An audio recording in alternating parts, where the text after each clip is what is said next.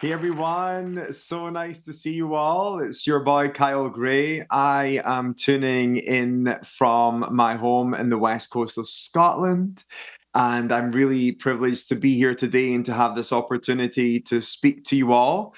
I am going to be sharing a few thoughts with you with regards to improving your angelic connection. If we've never had the opportunity to connect with each other before, I've been at Hay House now for 13 years.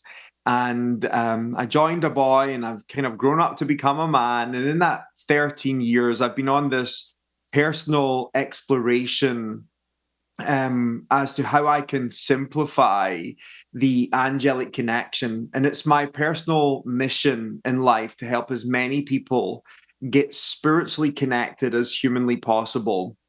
And I am one of those people who've had a powerful experience earlier on in their lives because I was paralyzed in a wheelchair when I was just 3.5 years old. And it was during that time of having Guillain-Barré syndrome that I developed this sensitivity that was able to go beyond the human body, and I was able to develop a sensitivity to feel energetically what's going on around me.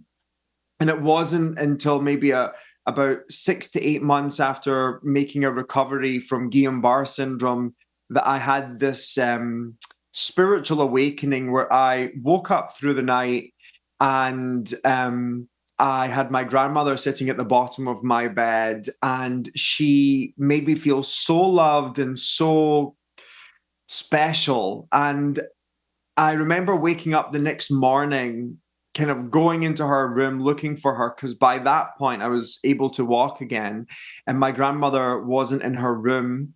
And I was, kind of confused as to what was going on. And I remember kind of asking my mum where my nana was, and she wasn't able to tell me at that point. But it was later on that day, we went out for lunch, and my grandmother gave me my mother told me my grandmother had went to heaven. And I remember from very early on, from being around 4 years old, having this kind of deep question in my heart as to, if my grandmother went to heaven, then why was I able to see her? What was that experience all around, all about? And I had so many people kind of around me just thinking it was a dream. But my entire life, I've been on this quest as, trying to get into that place of why did that happen to me? And, what happens to us after we die? And it wasn't until my teenage years that I then discovered angels, which went on to become my kind of expertise. And, just to get a few things across, I've learned that every single person, no matter who you are, no matter where you're from, you have one or more angels with you at all times.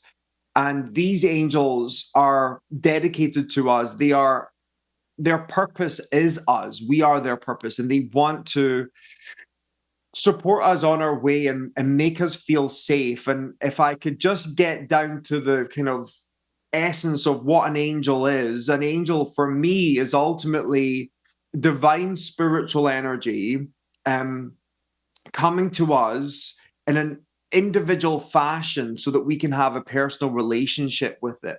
So if I was to imagine that God was to be a gigantic big brain, every time the brain was to think, the thought would be an angel. Or if you were to make it a little bit more mystical, if God was to be a heart, every time the heart of God was to beat, the beat would be an angel.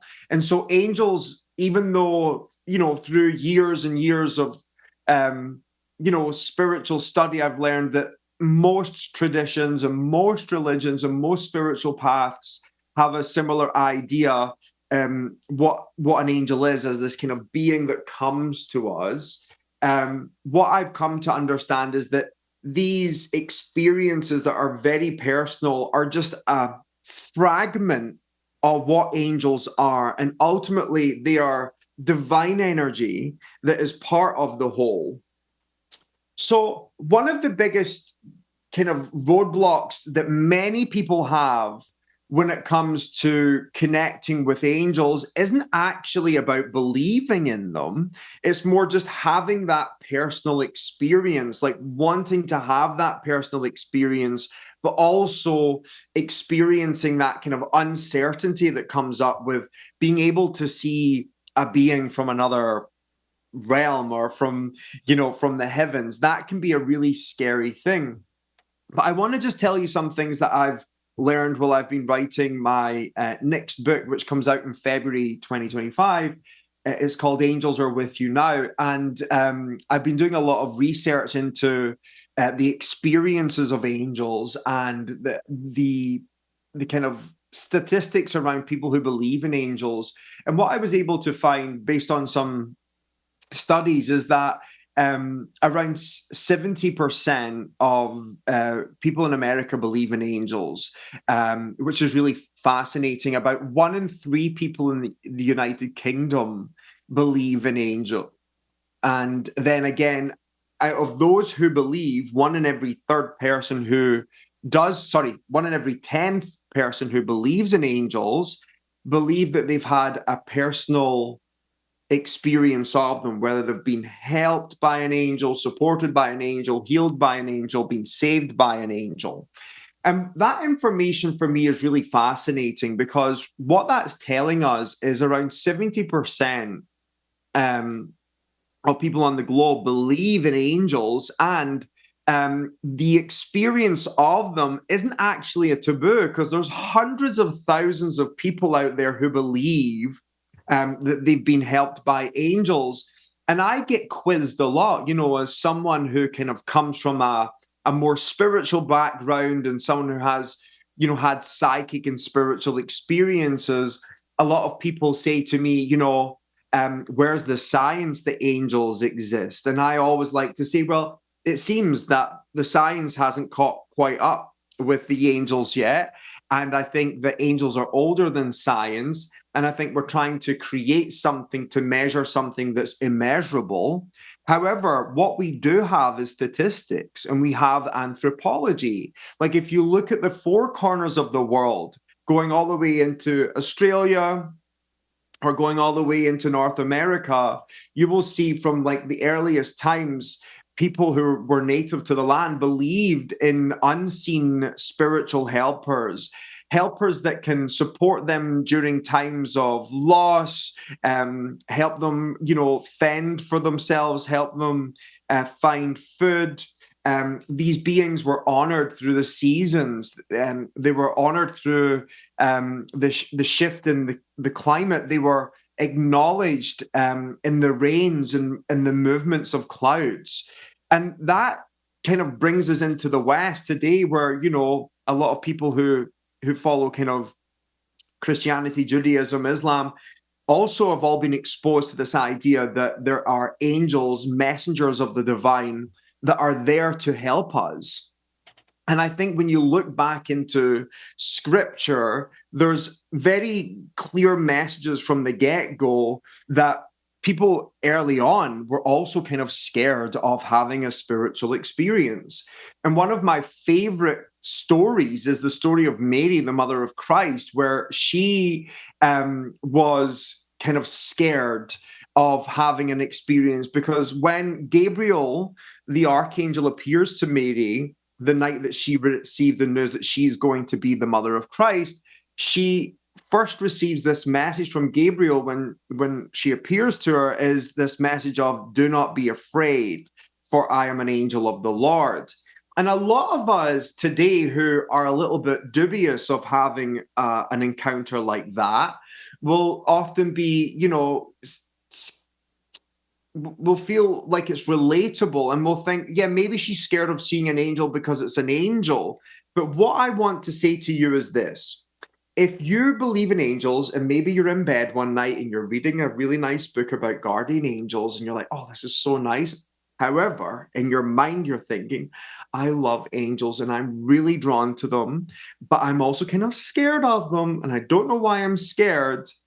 So angels, if you're out there and you're listening right now, I know you're there, but please don't come out right now. So if you felt like that, raise your hand and wave to me because you are not alone and I am one of you too. And what I want to say to you is this: if you do feel fear, it means you're on the precipice of a miracle.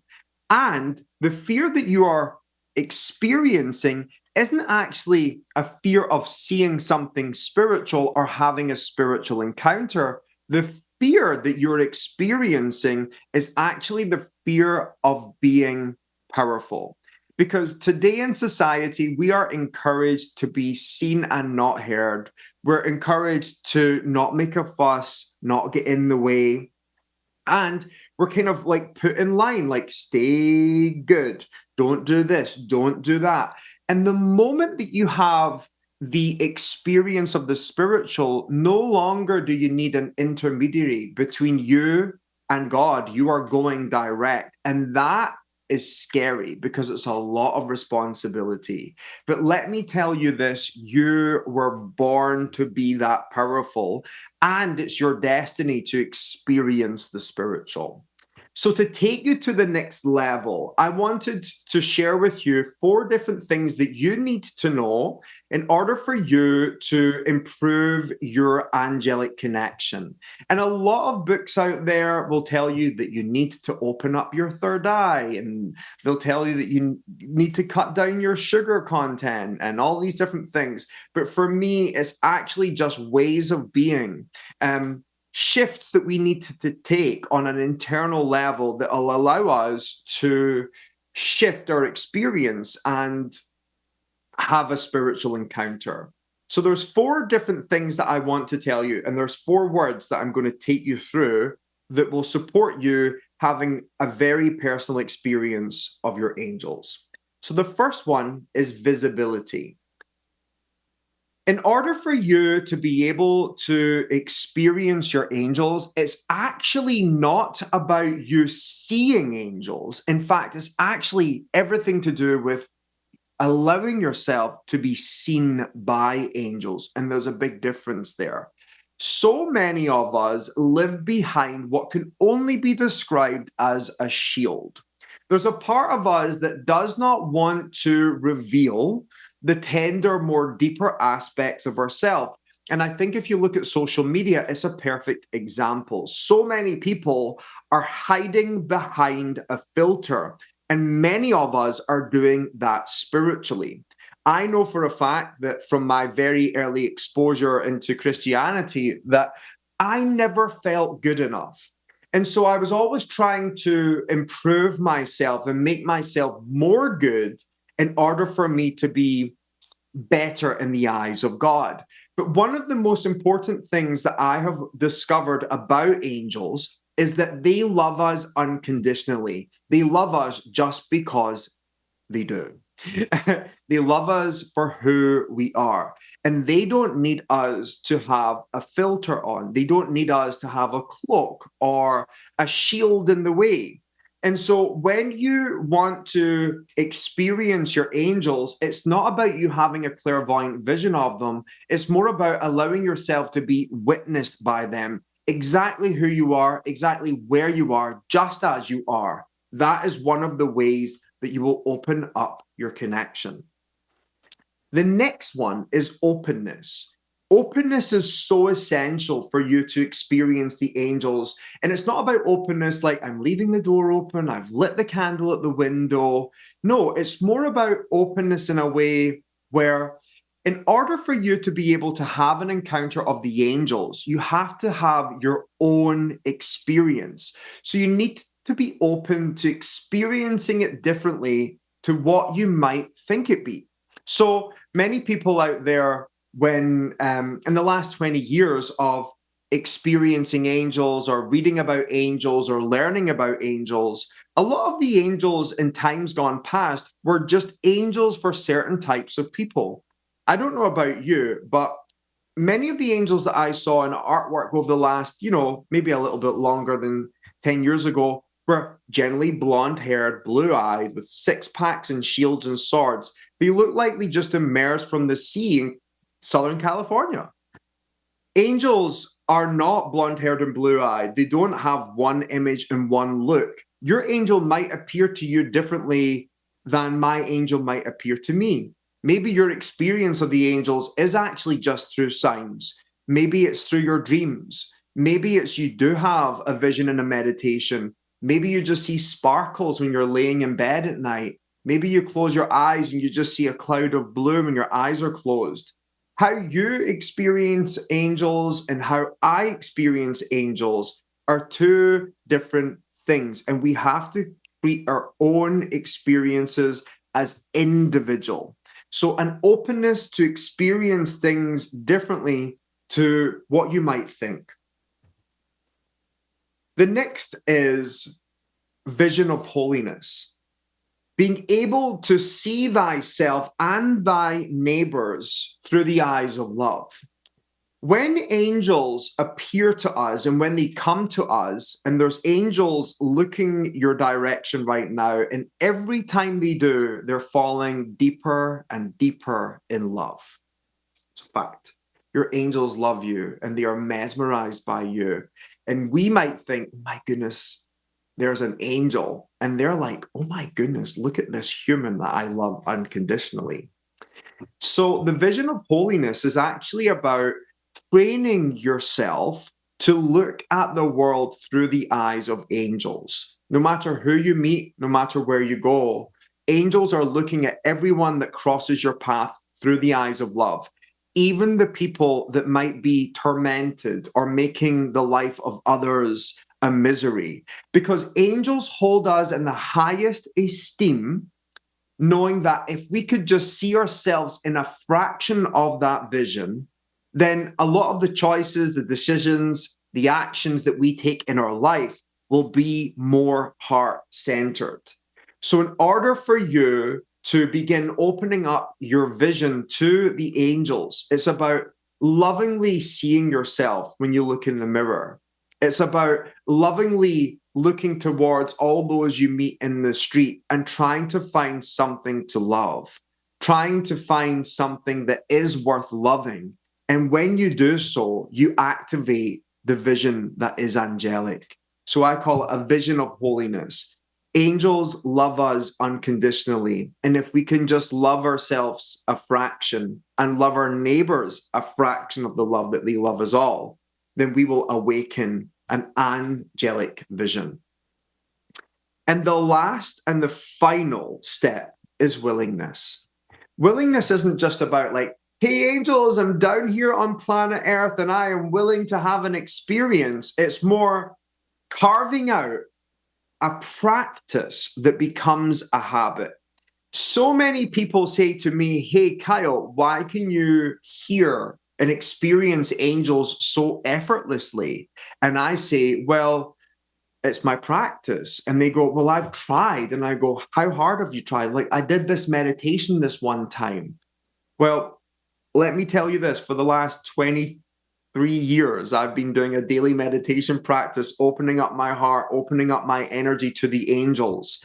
And I believe that through a daily, consistent spiritual practice, I have developed spiritual muscles that allow me to shift into that space quicker than those who've maybe never done it. So when you want to experience angels, you have to carve out a daily practice in your life to listen. And even if anything isn't happening, it's more just teaching yourself to be in a space of stillness, a space of openness, a space of visibility, a space where you are willing to awaken a vision. That's what's going to help you experience angels. So it might be you just put on your favorite song and close your eyes and sit on the chair for that time of that song and then pick an angel card. It might be 15 minutes before you go to bed, you sit at the side of the bed and just sit in a space of stillness, just opening yourself up, just listening, just seeing what happens. But carving out a practice daily that becomes a habit sets you up, sets up your energy for you to experience your angels. That is my 4 secrets of angel communication. So visibility you know, taking this opportunity to drop down any shields, stop trying to perfect yourself for something that already thinks you're perfect. Openness, being willing to experience it differently to what you might think, and taking every experience as an experience and not trying to make it good or not good. Vision, being willing to see through the eyes of love, being forgiving, being loving, being accepting, being unconditional with that presence. And finally, willingness, dedicating yourself in practice, showing up every single day. And if not every day, as many days as you can. I'm willing to have an experience. I'm willing to experience my angels. Thank you for blessing me with your presence. And that is the secrets of angel communication. So from here, I'm now going to start doing some angel readings. I've got the 22 Archangels Oracle with me, and I'm going to be bringing some people onto the screen to ask a question, and for me to bring through some angelic support for you. I'm going to allow the studio to pick anyone at random, but if you come on with me, let's keep it to one question. And if you don't have a question, just say general, please, and I will see what comes through for you. Let's bring on the first person if we can. First person is Colette. All right, I've got the first one, which is Colette, and I'm hoping I can see you. Hi there, how you doing? Oh my God, I love you so much, Kyle. Oh, thank you so much. I have your angel book on my phone every day.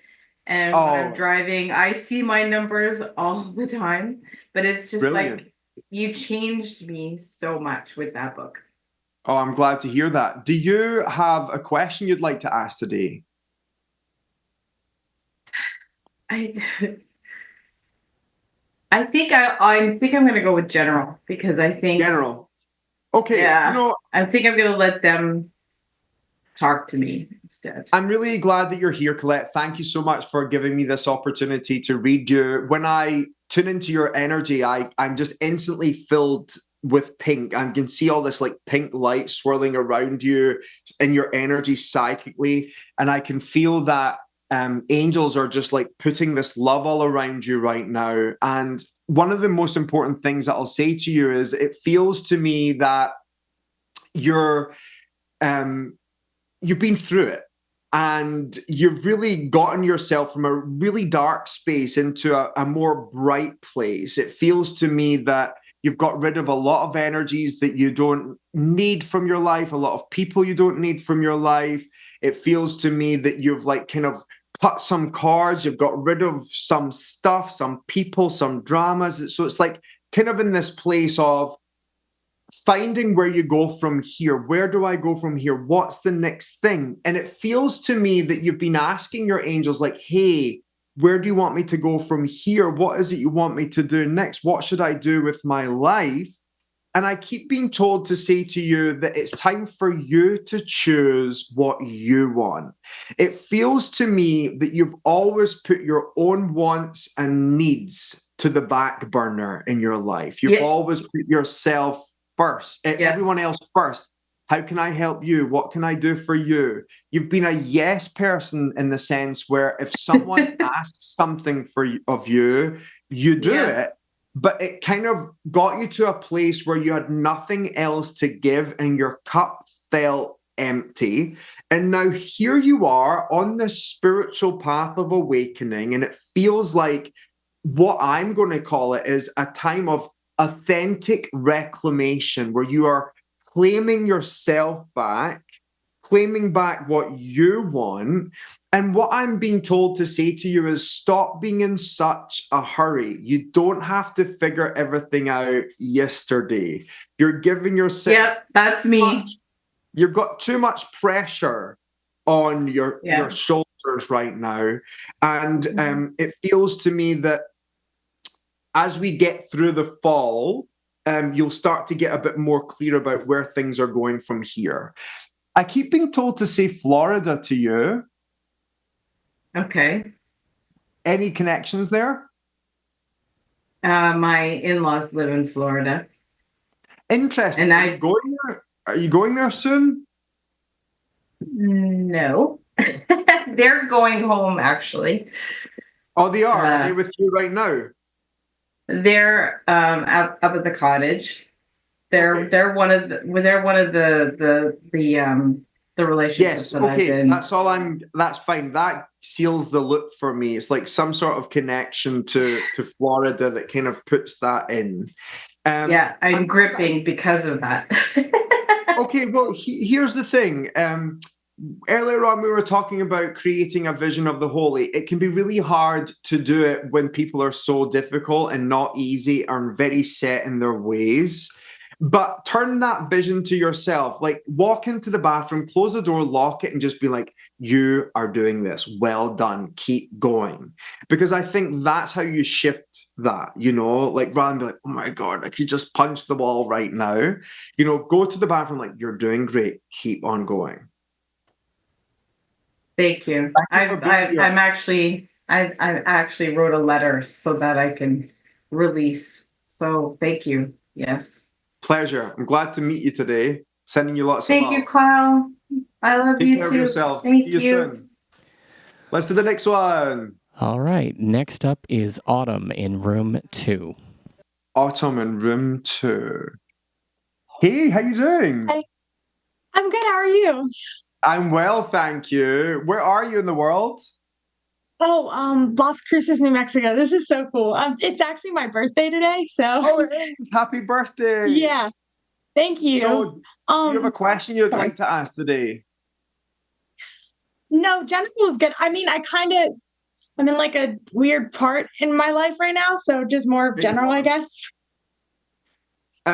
It's here's what I'm going to say to you. When I tune into your energy, it's like you feel bright, you feel shiny, you feel like really positive energy coming through from you. And then at the same time, I can also feel like there's this kind of like thick cloud of darkness and uncertainty kind of hanging around you at the same time. It's like people who know you and love you will be like, you're amazing. Like, how are you so positive? Because there's like a positivity inside of you, but there's also like this uneasiness and unsteadiness in your life that's making you feel uncomfortable and it's kind of putting the brakes on your life. And you are the type of person who's go, go, go. And so Yeah. what I'm going to say to you is right now is that I feel like it's a waiting game is the words that I'm going to use, and I feel like where you're at is it's kind of like having to be patient, having to wait a little bit longer than you'd like to, kind of riding it out and taking your time and knowing that things are going to be favorable in the end. So I do feel like there's positivity in you, around you. There's a sense of uncertainty and darkness at this time, but light is coming and it's you that's going to bring it. I also feel like this feeling of having to hit pause on a dream at this time. Like you have a dream and it's like you've had to pause it. Are you Hmm, with me? that's interesting. Yeah, because I was I don't know how to I was thinking about like going into like spirituality and stuff, like something in that section. And it's funny that you said that you think I'm in a waiting game because I've pulled cards on this a lot and it keeps telling me like I'm in a waiting game, Yeah. basically. So, It feels to me like I'm having to pause on a dream, and it feels to me it's almost like to get everything all lined up and make it more practical because I think you and I are probably similar where we're like, woohoo, let's go. And it might not all make yeah, sense yet, you know?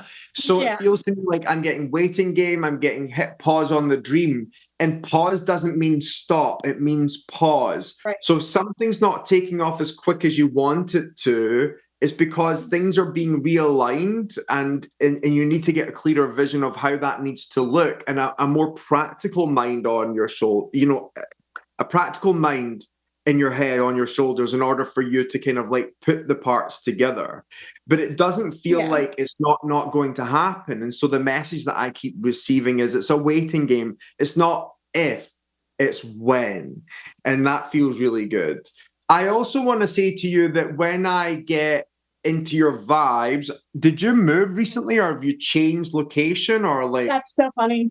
So I'm from Maryland, and I moved here actually about 2 years ago now. So yeah, I'm not. Right.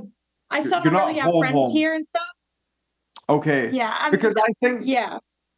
well, here's what I'm going to say is I think when we get to February 2025, there'll be a little bit more certainty on location and where you're supposed to be and where things are. If you were to come to me and like get a private reading, we would spend more time on it. I would say, don't move yet. It feels like the change is coming to you. The move is coming to you. You just need to bide your time and wait for the next step. That's what you need to do. Thank you. All right. That's like so clarifying, because I felt like that's kind of where I was, but it feels really nice to hear that, especially from you. I love you so much. So thank you. Lovely to meet you. God bless. I'll see you soon. Yeah. Bye. Thank you. Thank you. Take care.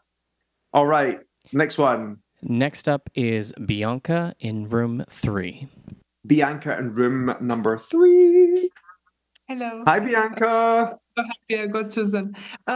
So my question is, so I want to tell you the situation. Since my best friend passing, I've been on a spiritual awakening, and Hold on. You said Yeah. since my best friend, what? Sorry? Passing. She passed away last year. Passing. Yeah, and since her passing, I've been on a spiritual awakening journey, and I just want to know if I'm on the right path, because, as you said earlier, with the fear, I am in this area of fear now. You're in an area of fear. Yeah. Okay.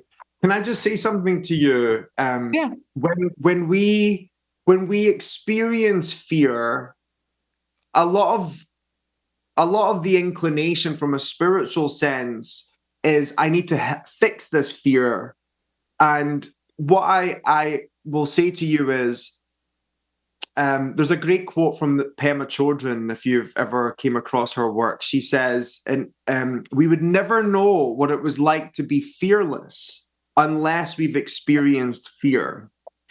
Yeah. And so I feel like where you are right now, like before I even tune into your energy, I can feel like this is a really important part of your life about experiencing fear and being embraced by what we can only call the shadow.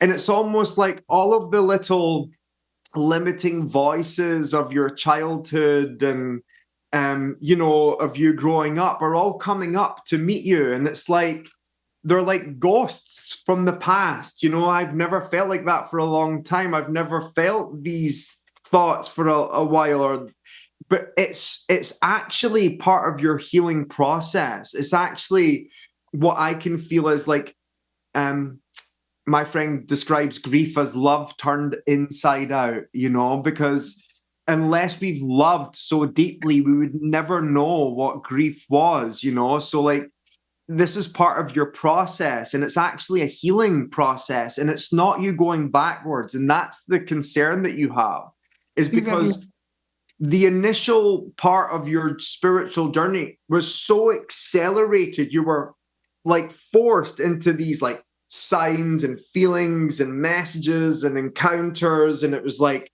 to give you that feeling that you knew deep down in your soul that you are not alone, to give you that feeling of, I am not alone. This is a different type of connection now with my friend, but I am not alone. They are very much with me. And then what they do is they step back spiritually in order for us to see ourselves. And that stepping back is very vulnerable, and it brings our fears and our shadows and our darkness up, but it's so it can be healed. What I will tell you, Bianca, is that your life and you being here on this planet is not by accident, and there is going to be great purpose that comes from you being here on this planet.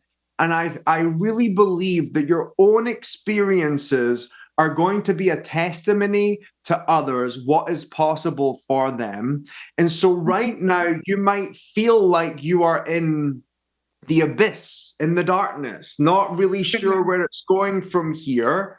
But what I will say to you is, the card I picked for you is building the bridge. This is Archangel Sandalphon. He is the angel that connects earth to heaven. So instead of heaven to earth, it's earth to heaven. You're building a bridge between this realm and the next. And I would not be surprised that if I was coming to see you for a reading a few years down the line, because I think you're connecting very strongly. And so what I'm going to say is that your role and a very big part of your purpose on this planet is to create a connection between earth and heaven. And what you're going through right now might be uncomfortable, but it's going to teach you how to be fearless. And that's a very exciting prospect for your life. Yeah, I needed this. I needed to learn how to be fearless. Yes. The angels are saying to me to say to you, do not forget to feel loved. I feel like it's really important for you to let in friends and relationships, and people want to lean in. And when you're in this phase of your life, you tend to push people away and try to do it on your own.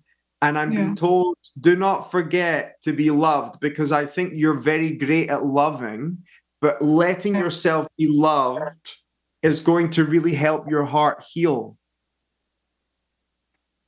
I understand. Yes. I'm just listening, very attentive. Yes.